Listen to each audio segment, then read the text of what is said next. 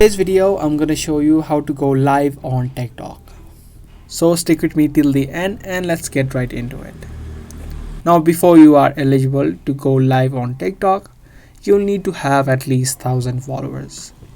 Unless you have 1,000 followers, you won't be able to go live on TikTok. Once you have 1,000 followers on your TikTok, just tap on the plus icon on the bottom on your TikTok account. And on the bottom, if you scroll left, you'll have a live option right here. This account does not have 1,000 followers, so the live option is not showing.